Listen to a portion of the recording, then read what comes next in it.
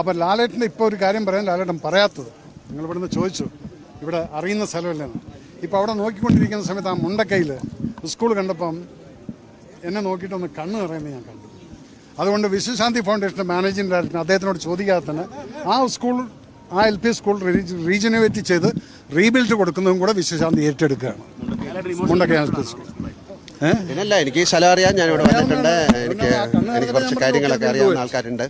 ഞങ്ങൾക്ക് പണ്ടൊരു സ്ഥലം ഉണ്ടായിരുന്നു, അതിലെ ചില ആൾക്കാർ മരിച്ചു പോയിട്ടുണ്ട്.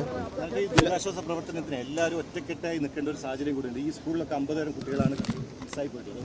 ഒരുപാട് ഇമോഷൻ നമ്മളിന്ന് കാണുന്നുണ്ട്. ഇനി എങ്ങനെ മുന്നോട്ട് പോകണമെന്നാണ് ആഗ്രഹിക്കുന്നത്? അതാ ഞാൻ പറഞ്ഞത്, നഷ്ടപ്പെട്ടത് ഒന്നും നമുക്ക് തിരിച്ചെടുക്കാൻ പറ്റില്ല. ഇനി മുന്നോട്ടുള്ള അവരുടെ ജീവിതത്തിനെ നമുക്ക് എങ്ങനെ മെച്ചപ്പെടുത്താൻ പറ്റുമെന്ന് നമ്മൾ തന്നെയാണ് ആലോചിക്കേണ്ടത്. നിങ്ങൾക്കും ആലോചിക്കാം, എല്ലാവർക്കും ആലോചിക്കാം, ഒരു ചെറിയ കുട്ടികൾക്ക് വരെ.